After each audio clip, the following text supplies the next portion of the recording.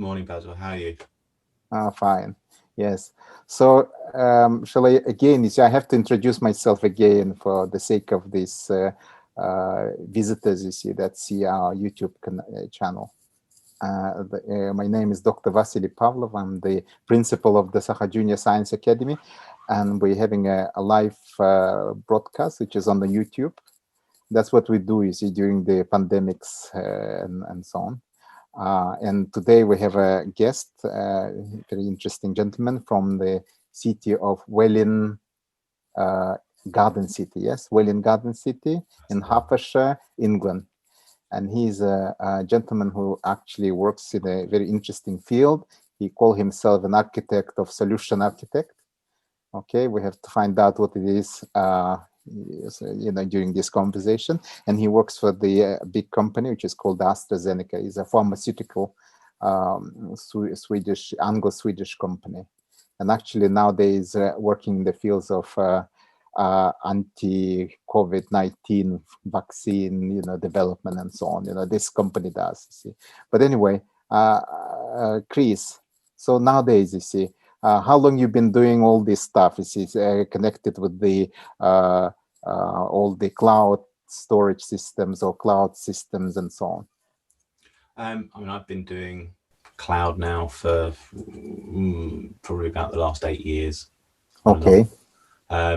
Previous jobs as well as this one. Predominantly what we're doing at AstraZeneca is moving the data that's been stored in the data centers that AstraZeneca has around the country. We're moving it to the cloud, so as it's centralized, and just enabling people to be able to access it, whereas previously it was from being seen in a useful manner. Oh, okay, that's very good, because all these big companies do require lots of ordering and lots of data keeping, I believe. Yes, and I think there also AstraZeneca has a huge, scientific, the facilities and so on in several countries, like in the States, in Sweden, and I think one in Cambridge, I suppose, yeah, somewhere. So head office is now Cambridge, okay. The organization, and yeah, the US is Gettysburg, I think, just outside Washington, and then Sweden is Skondal, and big operation there. So. Okay. And there are lots more around the world. I think we've actually got one, there's a couple in China, all set up in China, obviously India. I say obviously, we have operations in India, South America. I don't know that we've got one in Russia yet. That wouldn't surprise me if we have. Okay, excellent. Tell me, how you personally end up being the person who actually deals with all this data and so on. What was your experience in education-wise? So educationally, I came from well, I was at university and I was doing multimedia computing back in '97. So that was me learning about IT, and I cottoned onto the web back in 1995, and was building websites back then. That pulled me into computers and IT and development. I started writing or being paid by people to do IT stuff for money probably around '96. Went to university against the recommendation of a teacher I knew, interestingly. But I went to university in '97, and it was around the early days of Java. And so a lot of the course was around Java and development with those sorts of things, designing information architectures, and a lot of stuff around interactivity. So Adobe Flash at the time was pre-Adobe, and Macromedia had only just bought it. So there was work around things like that. That drew me into the industry more than anything, of IT. From there, I did some contracting, building websites for other people. Had a year out from university and worked in the industry for a small web agency in Milton Keynes. Eventually, where do I go from there? ended up working for a service management company who recently got purchased. IFS, I think, bought them, but it was a company called Astia, international organization, and that they were very good to me. I came in there as a support technician and basically was doing software support with them as they just moved into doing .NET in the early 2000s. I'd been an early adopter of .NET from probably about 99, 2000-ish. And so my skills fitted well with them. They were kind enough to ship me around the world as an international tech consultant. So I went to Australia, Hong Kong, Israel, Germany, France, working with several companies over the years. And that was, it was a great experience getting to travel and meet lots of people. And I worked with, trying to connect the software that we had from Astia into many people. I came out of Astia after about 6-7 years, must have been, it was about 2010, 2011. And I went to go and work in workflow management software.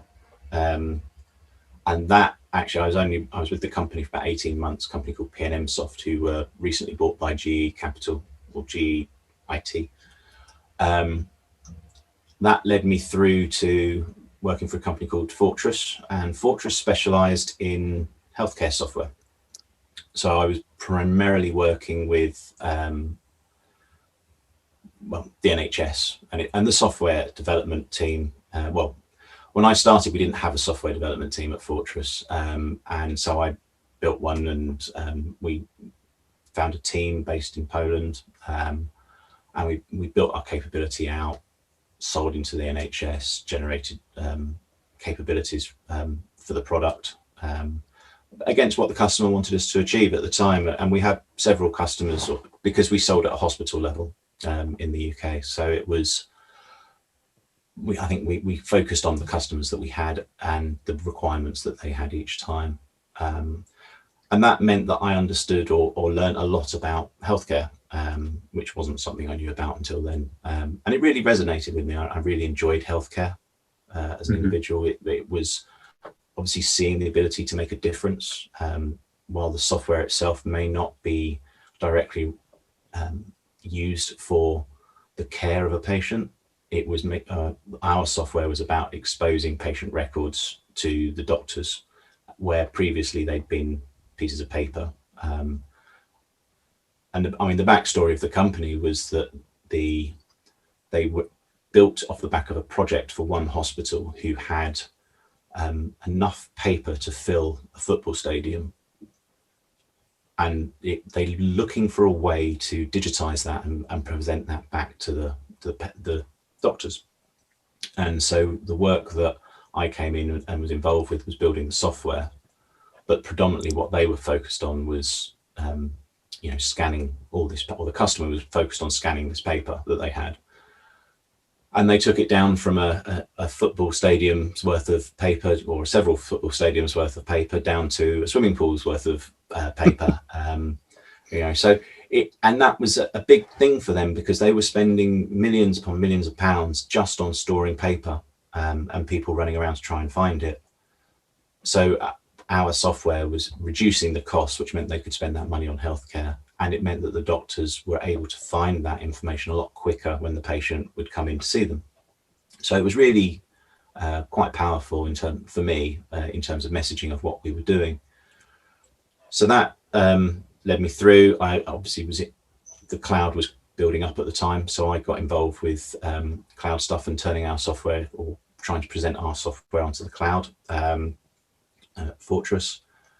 And just as I left, we were implementing the first go live of customers for taking the software as a cloud delivered solution, which was, from my perspective and the way I saw it at the time, is the way that software would be delivered into the NHS. And it's the key way for them to be able to onboard with a new software supplier very quickly, and for a new software supplier to be able to deliver their product very quickly to a customer. Because up until that point, we'd been doing implementations which would take months. quite often people would say that that's the NHS way, but I do believe a large part of that is trying to get the resources available and lined up and scheduled. Whereas if the software is already available and you haven't got to worry about installing it, having it on the cloud just made life easier. So I came out from there and was doing a quick stint for Philips. They've got a team in Holland, and that was again all about patient records. They had a project in Manchester, and I was helping them with that. And then I came out from there and was very lucky. I had the opportunity with AstraZeneca, and AstraZeneca were looking for somebody that understood patient records as well as the IT landscape. So it was just perfect timing, to be honest. So I started with them as the pandemic caused lockdown here in the UK, which so effectively the start of April, and I've been with them since. And yeah, you know, that's how I've got here. Okay. And hopefully I shall be here for some time. Okay, good, excellent, excellent. Just one, question. You see, you reduce everything from the several football sites, football field sites, paper, paper trail into a swimming pool size paper trail. Still, is it? Yes. No, so they've digitized all that paper now. Okay, so what they eventually did was they took all of the stuff that had been paper and scanned it in and presented it back. The hospital in question has since purchased some other software. So rather than using notes for recording visits and conversations with patients, now they're electronic in the first instance, which is where they were intended to be many years ago. So they transitioned from being paper heavy to being paper light. So they used to, a patient would present themselves to a clinician and they would fill in a piece of paper or a couple of pieces of paper, which would then eventually get scanned in. They've transitioned now to just putting that data straight into the computer. So that the swimming pool has definitely gone now. It's gone now. Okay, but tell me now, you see, how safe is that? Because all these electronic stuff, the digital things, etc., are they quite prone to disappearing? Or not? How you can ensure the sort of stability of this story. And it's a great question. We from my experience and what I work on, it's about making sure that protection's in place. So there's several strains to this. I mean, the first one is making sure all the data is backed up and replicated. So if it does disappear from one area, it's available somewhere else. So we're doing constant disaster recovery scenarios, such as straight backup. We talk about high availability. So you don't put one server on, you put several servers on running the software to make sure that if one goes down, there's another one to pick up the extra traffic. So the capability is always designed into the solution. And with what I do at AstraZeneca, in that instance with the customer, going to the cloud actually would have helped them. But in terms, the other side of security is not just obviously the loss of files, it's the unfortunate scenario where somebody that shouldn't have got into your system gets in and starts deleting files. Now you've got a backup, but you need to protect your network. And so that part of the solution is, what can you do to try and protect data from somebody accessing it that shouldn't do? And so we're talking about, firewall configuration, network configuration, isolation from the outer network if it's not on the internet. If it is on the internet, making sure that all traffic is routed over a particular pipeline, so as it's secured. And then making sure that the right person has access to the data at the right time is the other part here which comes in. So we talk about the access model or the information access model, but it's the security model which lies on top of the information access model. So as Dr. Phil has access to the patient's record at that time, but if they access it at a different time, do they need access to it? Is there a valid reason for it? So there's tracking. Then you've got, while Dr. Phil may have access to that record, do all the people that work with him, So the secretary, do they need to see the record, or do they just need to add in some information into the record? Okay. And it's that level of complexity that you start to get into. So there's different levels of accesses and so on. Yes. And where this physically you store all this electronics, digital information? Every customer's different. So in AstraZeneca, we're using the cloud, so it's on AWS. So we're going from our own corporate data centers, and we're putting everything on AWS. We're initially working within AWS Ireland, but we're currently the project I'm working on works within AWS Ireland, but we're looking at the replication across to multiple AWS regions. So that might be, they've got a region now in Paris, region in London, region in Sweden. So, and this is just, Northern Europe areas. There's a Frankfurt, they've got a region as well. And there's many, many regions, but so we can replicate across to each of those to make sure that, if data isn't lost. And also if, God forbid, one region happens to disappear off the connective network, the other region can pick up that traffic and processing. So it's still always available. So all the copies you store in all different islands? Effectively. So it's, goodness gracious. So we use for the project I'm working on, we use a technology in AWS called S3, which is object storage. And the way object storage, it doesn't think about a file like it would on your computer.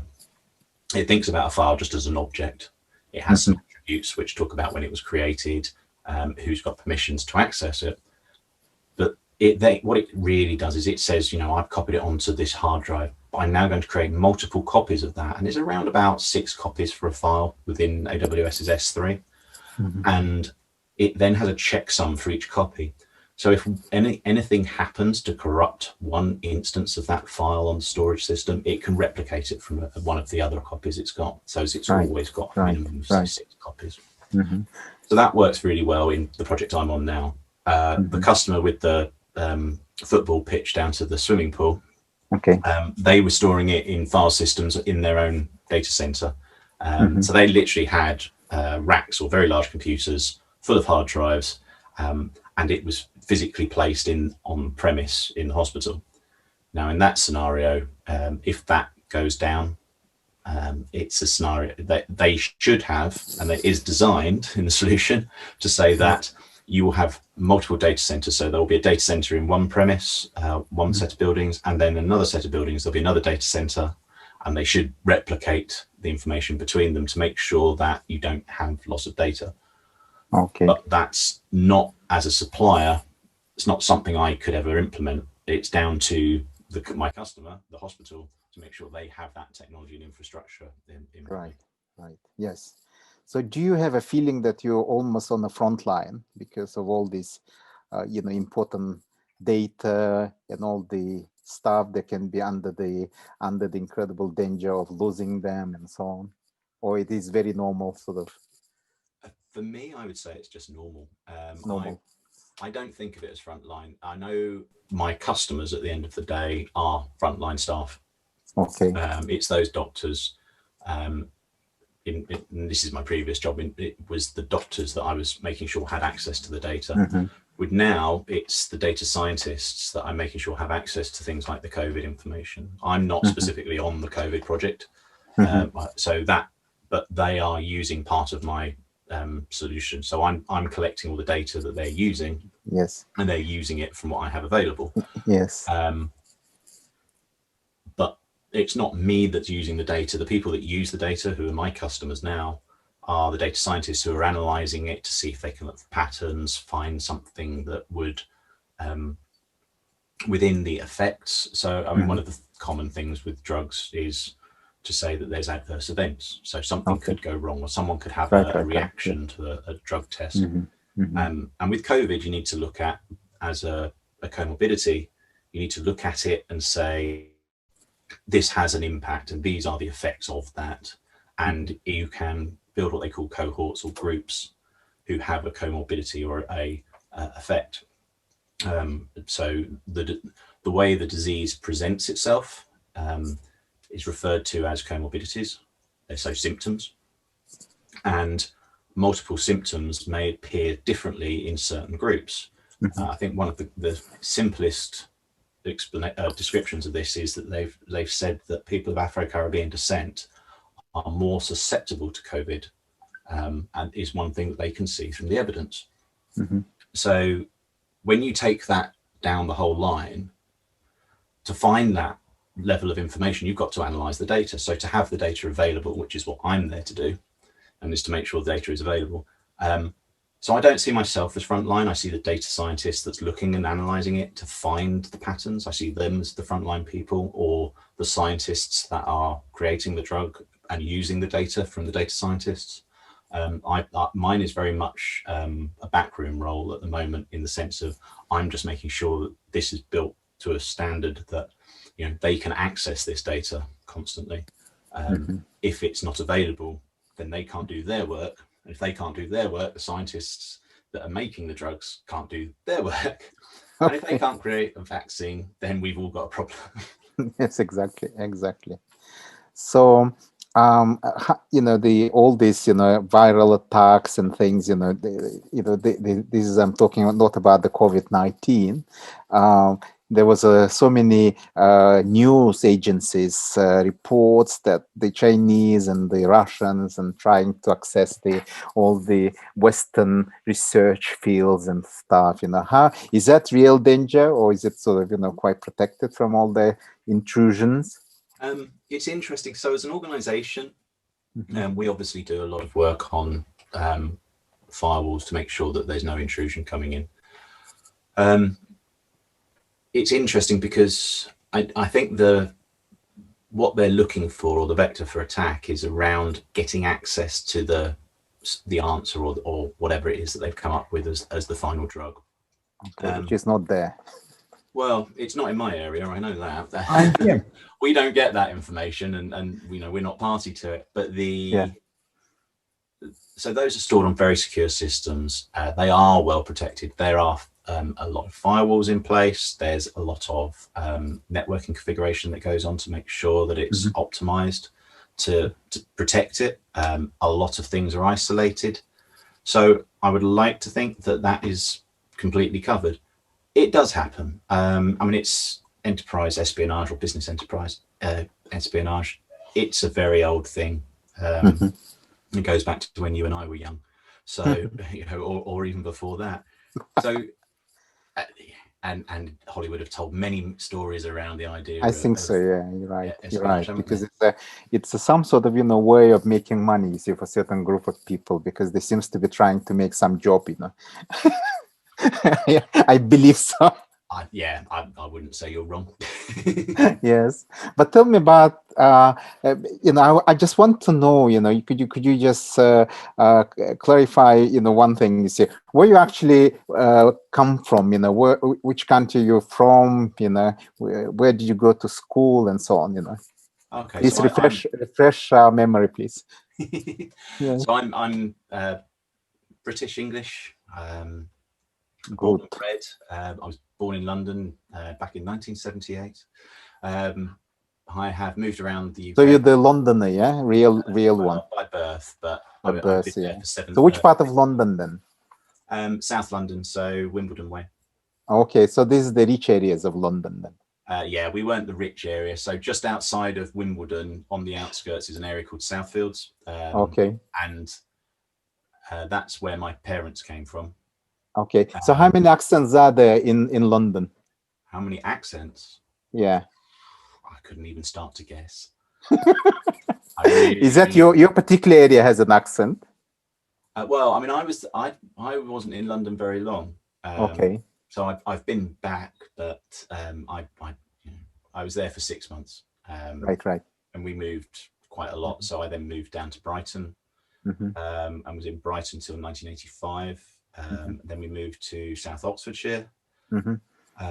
So the areas are very, or the accents. So you picked up all different accents then along the way? I have, yes. I mean, I think, well, you and I met in 1995, 96, yes. up in Leeds. Yes. And then I moved to Leicester in 97. Then Milton Keynes after that. and now Welwyn Garden City. So it's most of my travellings in the UK is around the south of the UK.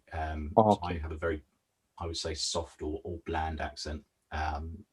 Not that everyone would agree with me, I'm sure. But yeah, it's a good example, I think. Okay.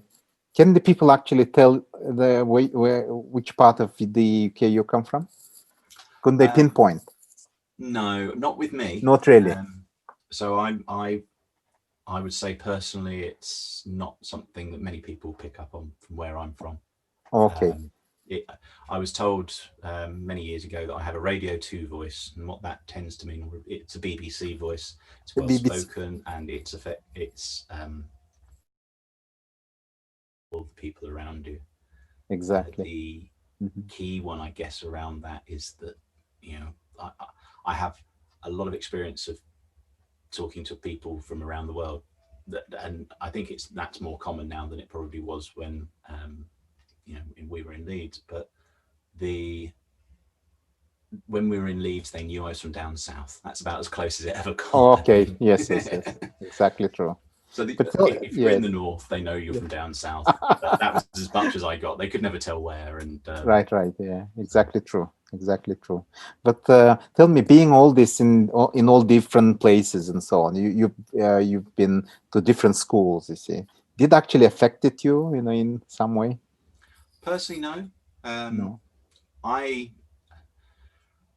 think the one thing that's affected me over the years has probably been working in a bar. Okay.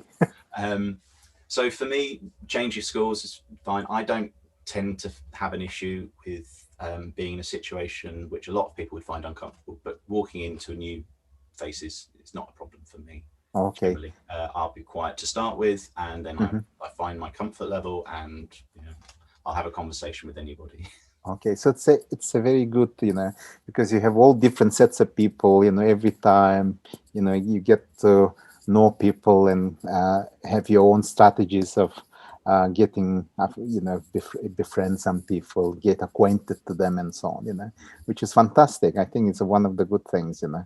As far as what actually school has to teach kids, you know, is the way to communicate other people, you know, try to make them the way to collaborate them, you know, to other people and try to make friends and so on, you know, that sort of stuff. Because all the knowledge that school used to give, the classical schools, nowadays, you know, people can get from somewhere else, you know. Basically, there's so many sources of information and so on, which is, you know, wasn't the case, you know, back then. No, it wasn't. I mean, we didn't have access to information, did we? It was books. That was the best we could ever hope for, or somebody would stand in front of us and tell us background. Yeah. And then you moved to De Montfort University, that is in Leicester. Yes, Montfort University. Tell me more about that university. So that was an interesting change. So for me, that was Leicester is a very mixed community in terms of accents and personalities. Absolutely brilliant place to be. I'd say I isolated myself a little bit. And the reason I say that, I mixed with all the people from university, no problem with that. But what I didn't do was go and explore things like the other universities. So De Montfort is in one part. And I didn't tend to stray into the other universities area. And I had a friend who was up there at the same time as me. I think I saw him once in 4 years. And that, I can't remember why. I think it was just a case of it was so busy doing what we were doing. And I was also working through the whole of university. I had part-time jobs. So, you know, not only am I at school or university with people my own age, I had a large group that were older. So we have mature students. And I was working through the whole thing as well. So there's a big mix of personalities and types of personalities. I mean, I worked in a call center. I was contracting, doing IT stuff. You kind of have to learn to get along with people if you don't want to. I don't mind getting along with people. People are great. Okay. This is one of the strongest suits of the English people, you see. They get to know people and they get very friendly to other people and so on. That's why they build an empire. That's what I'm teaching kids, you see. Because in order to build an empire, you have to be quite good at getting to know people and making some alliances and all sorts of, friends and stuff, you see. Otherwise, it will be quite impossible in many ways, yeah. How to actually have these incredibly, wide-span empires here when you can't actually talk to the people. You have to talk to the locals, you have to get friendly to them and so on, And somehow, I always noticed that everywhere that Britishers were, as an empire, people actually have a very fond memories in most of the places, as far as I understand, because I visited many places and former colonies and so on. They're quite friendly, and they still having businesses and all different ties and things with Britain, which is one of the very good stuff, you see. And I always consider English people as a very matey characters, you see. They get become good friends and stuff. Yes, so you agree with me on that point? I'd agree with you on that. I think we do try to, and those that can look at the world on an international basis, even more so. I think at the moment we're going through a downturn in our own value on the world. Brexit, obviously, and it's not a great experience because the people that can't see the world from a worldview are turning their back to it, and it hurts. The loss that's going to occur is just within the relationship with Europe is difficult. The access that we have to the science, unless they manage to negotiate something in the next couple of months, gone. The access to, GPS, there's a great example, the GPS program. So Europe's obviously putting its own GPS system in place, or has put its own GPS system in place. We do not rely on the American system. But as the UK is leaving Europe, we will not have access to the European GPS system. Loss. It's a massive loss. It is a massive loss, yes. And indeed. I think a lot of people their memories will start to sour when they look back at things. You talk about the empire and the experiences that are available.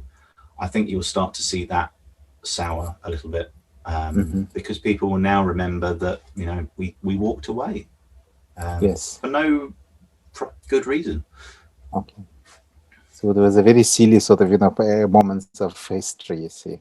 And but anyway, the life goes on. You can't change it. And thing is, it's sometimes happens. I know. So the people say anyway.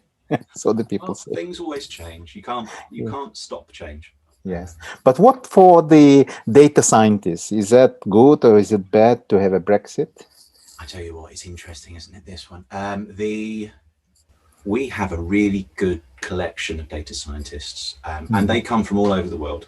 It's not one specific nation, and so I can't say how that's going to impact us. But I think as an organization, because we are multinational, we will always have access to pick the right people in the right countries. My gut says that if the UK decides that it's going to become problematic about dealing with other countries, then we'll just hire them in their own countries. That to me is the sensible way forward. So I think we'll have access to the knowledge that comes from these people. We do a lot of partnering with universities to try and get early access to these minds. I don't know the list of the universities apart from Cambridge, but it's things like that are really key to getting the resources. And we do a lot for supporting in universities and university programs. So I think we've got something about getting access in place. At the moment, I work quite closely with a Spanish chap, and I keep thinking he's Italian. He's not. He's Spanish, and he's absolutely brilliant. And I'm worried that this could impact him.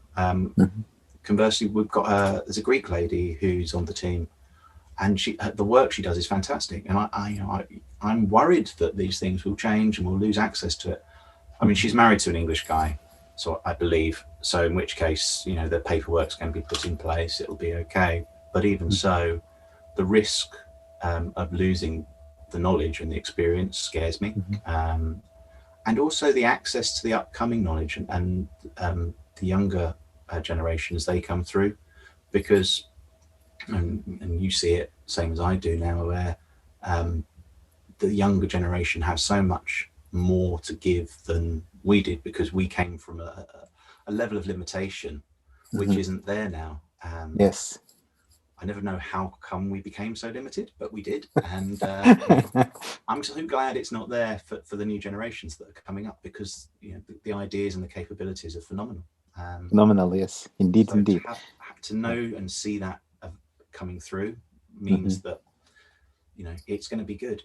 If we don't have access to it as an organization, it could be detrimental to what we do going forward. And it's not just the data scientists, it's also the scientists, you know, the people who are willing. I think so. The Pfizer vaccine that's just been announced was created, I think it was, I want to say German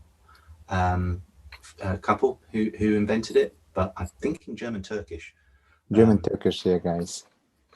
But you know, it just proves that you have to think internationally for where you're going to get the knowledge. You don't. But tell me, to become a successful data scientist, you know, you have to go to certain universities and so on. Do you know which universities do the best or produce the best data scientists? Oh, I wouldn't want to call a particular one, because I don't think it's fair to say that you have to have an explicit route. They're still looking at, and one of the things I've seen is we've got a lot of data scientists have come in who have got masters. Master's degree is actually quite a very good way, in fact, to get into this sort of field, because they otherwise in a bachelor degree, etc., is not enough. Master degree is always gives you a much better, you know, the scope of things and stuff. I think it feeds into that specialization. That's right. Yeah. So as someone who doesn't have his masters, you know, I didn't move forward in that sense. I've got my bachelor's. I'm happy being a generalist. Okay. You know, I've got my fingers in lots of little pies rather than one pie in particular. So I do think there is a lot of value in that specialization, and I think it's missed. And the way to get that is the master's or the PhD. But I wouldn't want to say that's the only way. And there's a lot of programs. I mean, the universities are supporting a lot of online training courses, and there's other things that you can do now where you can go in for an intensive training course for a few months rather than years of university. Oh, yes. To get that capability or the idea of it. It's never going to be exactly the same. You're not going to have the benefit of certain professors that, you know, you or I would have had going through it. But I think there's multiple ways to get through. But university is a really good leveler. Or way to raise up, and also to get that level of specialization. Yes, indeed. But tell me, you've been living in all sorts of, you know, 2 different cities, you know, experience of living in Milton Keyes and now this Welland Garden City, and this is the plant cities, you know, as far as I know. And so as the inhabitant of the plant cities, what is it like, you know, living in the plant cities? Okay, it's you know what, something I think about. I absolutely love Welland Garden City. When I was younger, pre 90s, Welland Garden City to me was considered a little bit of a joke, because it was called the Concrete City. This is, you know, before we all knew about Milton Keynes in the UK. But it is actually really nice. It is very pretty here. It is not too big. It still has a more of a town feel to it. And so I really enjoy being here. It's not too big. Milton Keynes was designed after Welland Garden City, and they used some of the same concepts when they built it, but the Welland is meant to be a garden city. So the gentleman that created the garden city movement did it on the basis that it was a commuter town, and would have the capability, and there was lots of shrubbery and trees and things. Milton Keynes wasn't necessarily built in the same way. It was intended that while there would be a commuter collective or a collection of people that would commute from it, it was built with the concept that it would be an industrial hub of its own. And it's grown and it has become that way. Milton Keynes is still growing, Welwyn not so much. The Milton Keynes was fantastic in one sense because it was so all-encompassing of what was possible there. The town had the theatre, the cinemas, a ski slope, indoor ski slope. Lots of entertainment things, whole reams of shops, restaurants were all there, areas to go mountain biking, road cycling, and it was sectioned off almost like villages, but so the best way to think about it is like neighborhoods, but in squares, and it was a village, really, because they would pretty much all have their own little corner shop that you could go to. And then you go to the main town to go and do a big shop, sort of clothes shop or hang out. Milton Keynes has something. It does have something. I think for me, it's not I wanted to be myself for as long as I was, but I was very lucky as well. The part where I lived was in an area called Newport Pagnell, which is one of the older towns, best known for Aston Martin. So the home of Aston Martin in Newport Pagnell, and also where vellum came from, the last vellum factory in the whole of the world, apparently, which was an absolute surprise to me. I didn't know that vellum was still a thing. But yeah, so is it still exist? Vellum, yeah, I believe so. I don't know if that is 100%, but I believe that it's still there. There was a funny smell from the tanning process, which I used to smell when I would go to head out for a bike ride on occasion. So I think it's still there. Okay, fantastic. Yes. So the city has combined two very good feelings of being like a village, and at the same time being to some amenities and facilities that usually belongs to the cities, which is fantastic. So you have a local pub then, and so on. Is it? Yes. Yeah, Milton Keynes was very good like that. Okay. They didn't put a pub on every estate or every village, but they did. It was never far to go to get to a pub, which was good, and you could always walk in or stagger back home afterwards. Excellent. So living in a planned city is not a bad deal. Apparently, it's a good one. Yes, as far as I understand. It was. I mean, it was designed to make sure there was plants and flowers and trees, large amounts of green spaces, and that it was actually a really nice place to be. It was a good atmosphere. And I still talk to a few people who live there now, and generally everybody still enjoys it.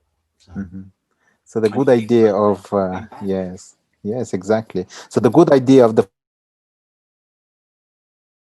city is went into the interesting places like Singapore and so on. They call themselves a city in the garden or garden city. Have you been to Singapore? I haven't. I think I stopped there. I flew to Australia. I was doing some along work the in way, Brisbane, and I stopped at the airport for a few hours, but I didn't get to go out. I was literally just sat there. So I missed out. But anyway, it's all these very warm places, you see. Anyway, but tell me now, you see, what will be your advice? You see, the budding young sort of the data scientists. You see what they actually look for, in terms of the future careers and stuff. You see how they actually improve themselves. Whether they have to start their own business and so on, or to join a big company and stuff. What is the best way? So there's a lot of groups, and I can't remember the names, which is very unfortunate. Kaggle jumps to mind. Yeah, Kaggle. Excellent. I'm glad someone else remembers. So there are groups where they've got lots of these sorts of competitions where people that want to be data scientists can get together and work through with data that's been made available to them. And I would strongly suggest that they go and explore things like that. Start there to get experience of the tooling and the data and what it could look like or would look like. I think the other thing is try that as well to see if it's something that resonates individually, if that's something you want to do. And if it does, and it is something, Kaggle is definitely a way forward. There are similar programs. Amazon has got access to data sets now, which they provide for free. I would be very surprised if it's not also in Microsoft Azure, that they've got something as well. So it's those sorts of things to go and have a look at and see. The other side, in terms of if you're going to build a company, start by finding, obviously, customers, but get the experience, go and work for some people, get a track record, be known, at least within your company, that you're someone to go to, because when you leave, your first customer is most likely going to be your previous employer. And then you can go hunting for other customers for your company. That is a pathway I've seen a lot of people starting a business take, if they're doing it as a service-based business. If you're going to take something where you've got a concept or an idea and you want to build a business around that, so it's providing not so much a service but a product, so it might be an app which uses data science to generate some AI and ML type capability, or it's maybe supporting network endpoints for traffic and monitoring. I would suggest that don't build too much too quickly, and try and get customers as soon as you can to tell you what capability they want, but make sure that you align as much across as many customers rather than listening to just one customer, because one customer is not always right when you want to sell. Okay, that's very sort of reasonable indeed. Yeah, but anyway, talking about all the other stuff, what are the plans? You be still working in the in this field, or you having something else to do? So currently carrying on working in AstraZeneca, and so I'll be helping build this current solution through into next year. I would like to stay around with AstraZeneca for a while, so I shall wait and see. At the same time, I've got my own company and trying to build some products as well. Okay, that's very good. Excellent.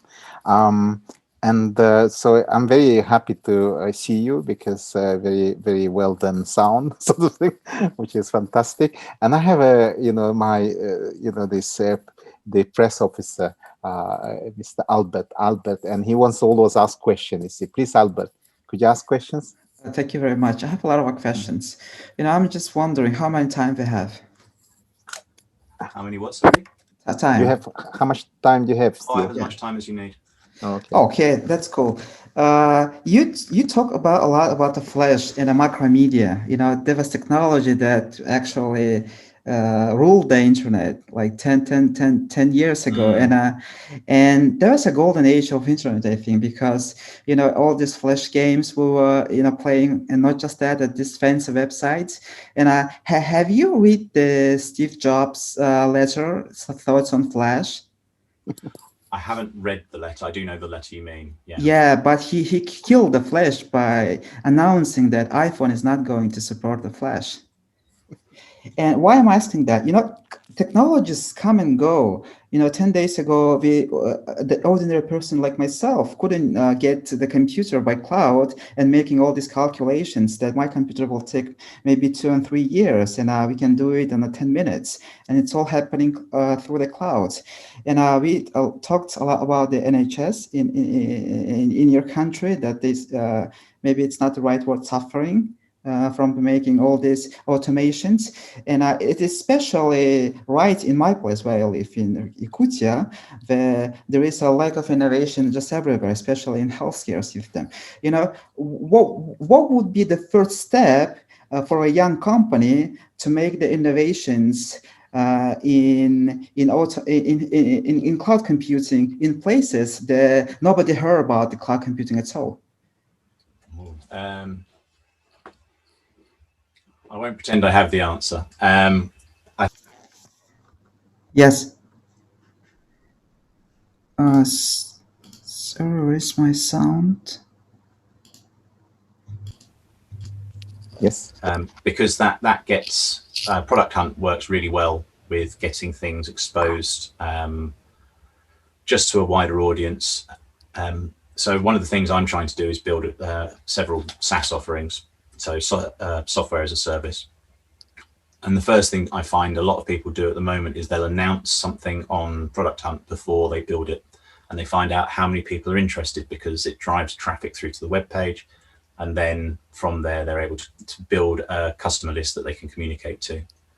Now, if somebody's already built something, I would suggest the first thing is to start talking to potential customers and build a reference as a result. So by talking to customers and getting them engaged or potential customers, hopefully they'll buy into something and trial it. But then you've got a reference point and you can take that through to the greater market and say, you know, look, these people are trying my software. Here's some comments and views. Maybe you'd like to have a look as well. So that would be my suggestion on taking it forward. I'm afraid you're still on mute, Andre.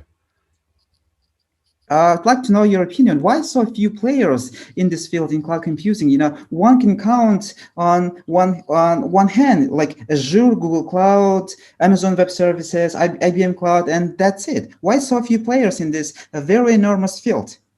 Well, there are a few more. DigitalOcean, one-to-one, doing quite a lot at the moment and trying to build their marketplace. I think ISPs didn't transition particularly well in providing the service, but the ability to provide international hosting in the first instance, the first thing is the amount of money that is needed to invest to build that data center capability. And nobody wants to go and build a data center, so you have to partner with other data centers. I mean, I know of a data center here in the UK, or one data center part of a larger company called Athena, and they rent rack space out to a large quantity of banks for their disaster recovery scenarios. But also they rent out space to GCP, Google, to Azure in Microsoft. So they don't to Amazon because Amazon haven't approached them yet, but that's been one way forward. And they've got, I think last time I saw, there was at least 6 or 7 data centers around the world.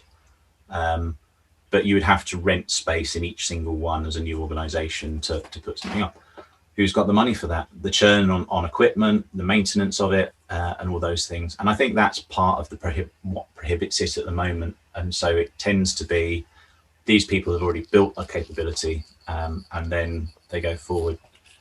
Tencent would be another one, obviously, which has got quite a large thing. And I can't remember the other one that's come out of China, but they've got a relatively large capability going around the world now. And again, they're into multiple data centers.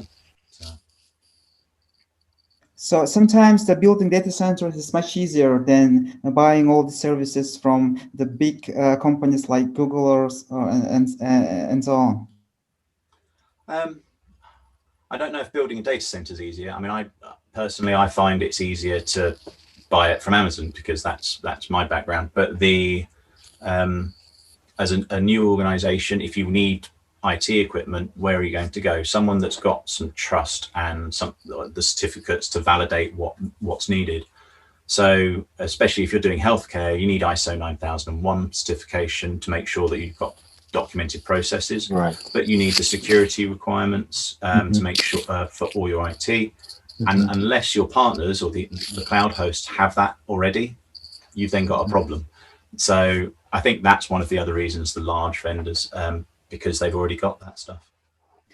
And apart from healthcare, there is going to be the trend popular, in healthcare and in what areas? Trends in healthcare. So what I've noticed with pharma is it's more about the personalization. So it's the individual based drug design. So I think a lot around that. And I think that will come back into the wider healthcare scope. So one of the things I'm still a little bit involved in with the NHS is talking around care pathways. A care pathway is a suggested template of how somebody would be looked after for a period while they're ill with something. And that care pathway has to be customizable rather than fixed. And the reason I say that is a template is sufficient to start a conversation, but because it has to be personalized to your individual requirements, you start to get into that personalized care pathway, which is not natural for a lot of the systems at the moment. And I think that mixed with personalized drug medication conversations, you'll start to see that occur more and more. They're doing a lot now, but it's going to become a lot better and a lot more personalized than it currently is.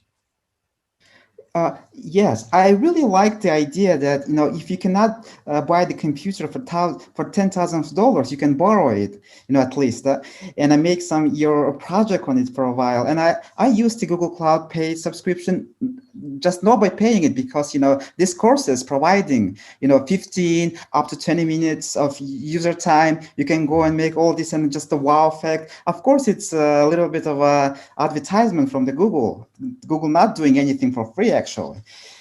And the one have to be very much into the computers even to run these clusters. And is it going to be easier in coming years or months, maybe? Oh, I hope so. There's a joke. There's a consultant called or known on the internet called Quinny Pig, and one of his comments or jokes is that you have to go to 6 months of cloud school to be able to turn on a computer. And I think that is very true for a lot of these things. They are not as simple as we would all like, but they, and not as an excuse, but they were built by engineers for engineers. And so that doesn't excuse the fact it's not simple, but it can be better. There's a lot of, one of the things I'm seeing at the moment in AstraZeneca is we're talking to other partners or software providers where they're talking about putting that layer on top of all the cloud providers to be able to spin up a new computer instance or some of the services. And it's meant to be simpler. It's going to take a little bit of time to get that better because it's not as simple as they think right now. It's still a case of trying to define what kind of technology you want for your hard drive and how large do you want it and how many people know what operating systems run on what kind of hard drive stuff and where they want that hard drive placed and the connectivity. So I hope that it does literally get to a almost point and play scenario where you just go, I want that, and it happens. But it's going to take a little bit longer for people to say this is a problem and it needs to be fixed. One of the problems in place where I live is that all the data it's all storage on papers and books, even on the computers. And how can we talk about the cloud computing if our data not stored even on the computers? It's going to be one of the main challenges, I think, in my place. What do you think about that? So this, I mean, that is pretty much what I used to do for the last 10 years. And it was literally, you get a scanner. I mean, we had industrial scanners from Kodak, and you would literally just put reams of paper in and it will scan it. It will OCR the document so it's turned it into text, save it out as a PDF. So it's got the embedded text. And once you've done that, you can start to use, and we talk about the data scientists or the AI and the ML, and you can start to do some processing on those documents as well. Sorry, you're muted again. No. Yeah, I was just saying, yeah, that's exactly right. I was just, saying yes to what were you saying? I'm listening. So yeah, I think that's just the start of the journey to get people used to having it digital. Obviously, you then need a simple-ish form type thing, one of the things that I used to do 10, 20 years ago, and I think still holds true today, where there's paper forms, is when you put it onto a computer, people don't like change. So the change of going to a computer is one thing, but if you change that form, that becomes a difficult conversation. So making it look and feel the same starts people to become more comfortable. And then what you're really doing is talking about the psychology of that transition and managing the change. And I think that's a very big, powerful part. And it's the same of whether it's taking pieces of paper and putting them onto the computer, or if it's a case of, well, I want a computer now, I don't want to think about it. I go to my local supermarket, I pick one up in a box and I've got a computer. When I go to the cloud, why do I have to do more than that? And I think that's where we'll get to it with a lot of this stuff. It's trying to make it simpler, more usable. And they talk about user experience and the information architecture that all comes together, and it's what empowers it, I think. Yeah, the first step in that is data science, like data gathering, is like, really huge problem at this point of time. We should call it not data science, but data gathering. And because of, lack of data, for instance, to do some work. And USA is like leading country in this field. I don't know who the leading country is, I have to say. I know there's a lot of software providers who are making it available to get access to data. And then it's that data cleanup. I think that there is a differentiation. I mean, as you say, a data scientist versus a data cleaner. To me, I think there's layers. I mean, the work I do at the moment is I'm providing what we like to call a data lake. It's not really a lake, but it's just we're sticking everything in there and then trying to mung the data into something that's usable. So that's currently what I'm doing right at AstraZeneca. But that's not trying to do anything too intelligent to clean that data in the first instance. And so we set layers and expectations of in a conversation with our product owners and the business, and say, right, let's just get the data. Don't want to do anything with it yet, other than say, well, look, I've got it and now it could be shared. Someone else can do it. And you go down this journey where everybody has a part to play. Somebody wants to clean it a little bit more so as they can do something. Well, we can enable that conversation. We can enable that with the technology. We've cleaned the data, because we'd already collected it, so we can now clean it against the requirement, which is reference data, say. And we're going to apply some logic which says, well, we might say it's gender or we might say sex, but actually in the computer it says something different. So we're going to change it to being that word or that label whenever we see it. And then we republish, and it can then be consumed again. And then the data scientists really eventually will get to that. I'm just analyzing it, but right now they are doing data cleaning. Yeah, with this support of machine learning, even handwriting can be, digitalized like in seconds. And even this from doctors, they have this little secret handwriting system, and the machine learning can do it in seconds. It's a lot better. So most of the machine learning I've seen takes a lot of samples to be able to process individual things. And handwriting is such an individual piece that you end up having to build this whole library of examples from individuals for the computer to be able to process it and recognize it and find those patterns. And it is so much better. I remember many years ago, company that make Dragon Dictate started off doing, they do their voice transcription process. And admittedly, it's not exactly the same as handwriting, but to take a digital file of somebody talking and then turn that into a document. And actually they sold that service. And I remember the first time I came across it, they were shipping those audio files to India, who were transcribing it and sending it back. That was sufficient, that was fine, and it achieved the end goal. So the story changed. Now the computer is intelligent enough for them to process it if it's been trained by the user. So if I want it to change my voice into a document, I have to train it, and then it will do it. But then you have something like Alexa. So AWS have got Alexa, Apple have got Siri, Azure have got, or Microsoft have got their one, and I can't remember the life of me what it's called. But these things are now intelligent enough to say, well, actually, I know enough about words, and I can turn those words into a document or I can transcribe them and understand it. And it's the same with handwriting. I think the computing capability and the technology in terms of the libraries that are being used for doing this have all improved at the same time, and it's phenomenal, absolutely fantastic that it's got there. It can't get worse, it can only get better. And especially as new ideas come in over how to do this, especially the training capability of how much of an example do I need to train the machine learning algorithm, how to recognize it. And with your example again of handwriting, where it used to be, I had all those examples from one individual. Now it's, I can take a few examples from a lot of people, and actually I'll be able to understand it by the end, even to the point of understanding if they're left or right-handed. I mean, that capability alone is phenomenal. So, can you please name maybe few open source projects that your daily work is heavily relied on? Open source cloud, what, sorry? Open source project that you is using day by day. Oh, we're using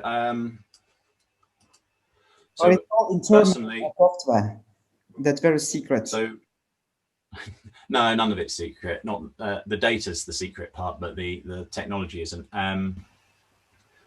So the stuff that I'm using mostly is on AWS, so it's not necessarily pure open source. A lot of the things such as DynamoDB, but we've been using Redis, we've used Memcache. One of the tools we use a lot for data pipelines at the moment is Talend, which is a Java thing. It used to be open source. There are open source versions of it, but I don't think it's what I would class as true open source. Database wise, Postgres, I can't remember the name of it. There's a particular Python collection of tools. PyTorch? Which one, sorry? PyTorch? PyTorch is definitely used. There's a few others that they use. Okay, NumPy, Matplotlib, stuff like that. Yeah. Yeah. Keras maybe. You know, I don't know if we use that yet. I've got that for my own projects, but I don't know we're using it in AstraZeneca at the moment. So. And one last question: in this distance way of working, what tools are you using to communicate with the co-workers? So Microsoft Teams is our go-to for the enterprise. So we use a lot of that. Well, so we use Zoom for corporate events where ideally we're stopping people from maybe interrupting. We're using Teams for general team-based communications, chats, and one-to-one calls. And then we have Workplace, so the Facebook thing. For yeah, Facebook, Workplace. So we've got that as well as another capability. So yeah, there's a range of tools rather than sticking to one and saying it's only one. It's here is a set, and what works for the team is what's used. Obviously Jira not obviously, but Jira is what we use for making sure documentation is in a single place and can be viewed and capable. I think that's probably most of it, and a large amount of PowerPoint files and Word documents going around. Thank you very much. Excellent. So what is your normal day consist of? You see, what do you do? What when you wake up and do what sort of things? Well, so I have 2 young children at the moment, so most of my time when I wake up is being pushed around by 2 small children. My oldest is 5 and my youngest is 2.5. Which is fantastic. Congratulations. This is a happiness, you see. Well, my 2.5 got me up at was it 7 o'clock this morning, although she was up at about 6:30 because I could hear her moving around. But so she's usually the first one up, and then our eldest will get up if he's not got to go to school. Will get up probably now. Actually, he's a late riser. Right.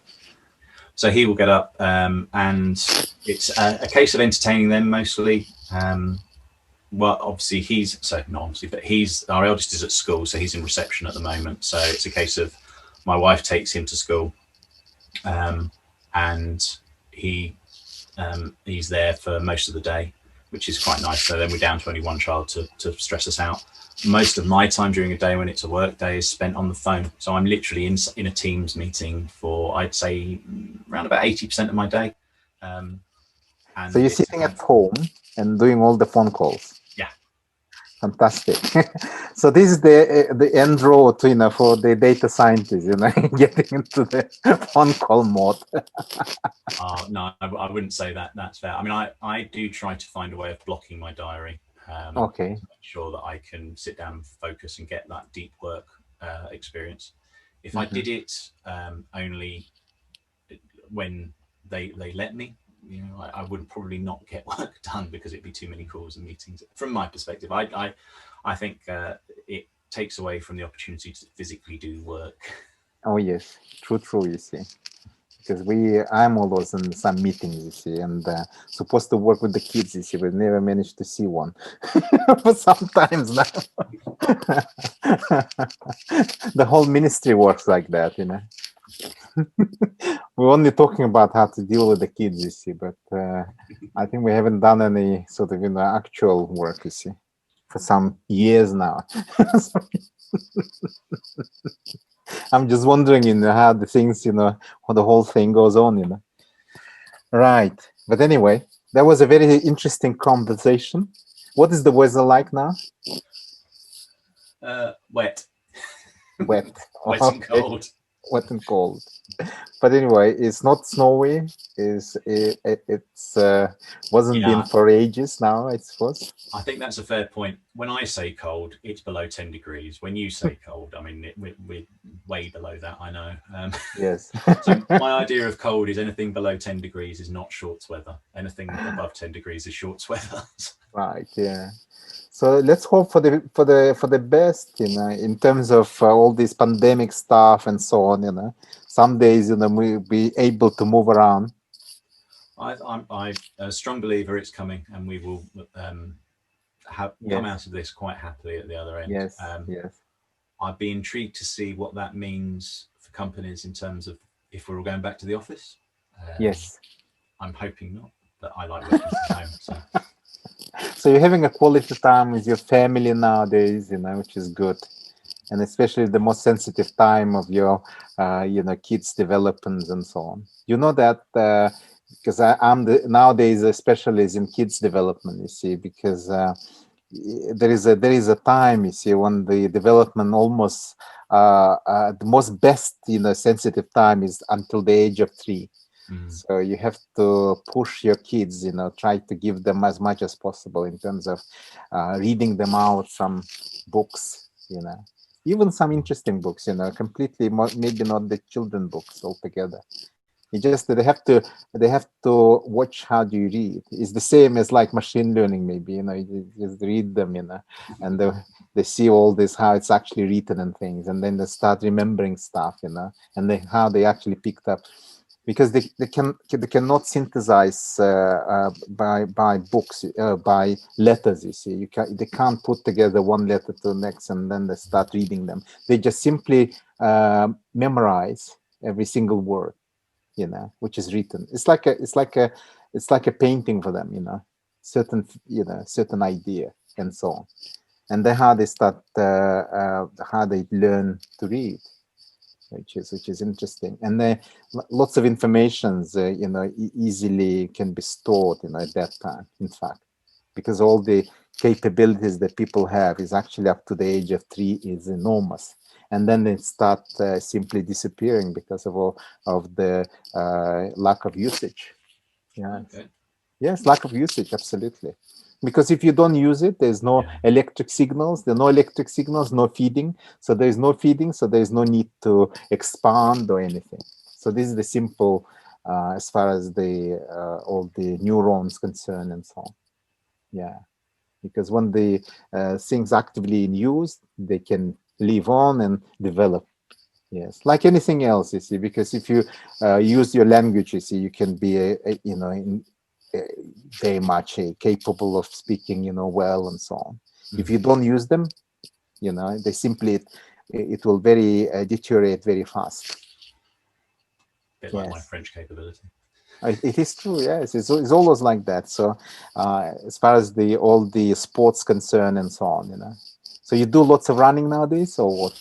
Not at the moment. Okay. So I was doing a lot of cycling up until about 5 years ago when our eldest was born. I carried on doing a bit, and then when our youngest was born, I pretty much did nothing. So I've only just got back to the gym this year. Okay.